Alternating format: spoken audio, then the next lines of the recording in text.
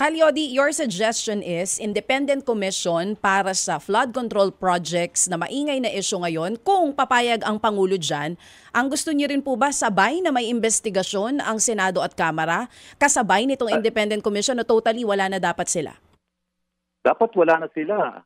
Pero kung gusto nila, hindi pa natin kayang pigilin. Pero dapat ay kung yung Pangulo, kung gusto niyang talaga ng honest to goodness na investigasyon at ipakita niyang seryoso talaga na wakasan ang korupsyon sa kanyang panunungkulan, ang pinakamagandang gesture o initial na gagawin niya ay yung independent commission o independent investigating body ang kanyang itayo. Para nang sa ganun, magkaroon ng kumpiyansa ang taong bayan dahil ang mga mamayan,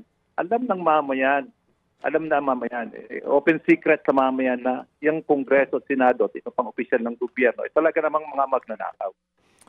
Calyodi, ito pong inyo ay kumbaga panawagan sa Pangulo. Ano po? Panawagan sa gobyerno. Paano kapag hindi kayo pinakinggan? Ano po ang ating gagawin?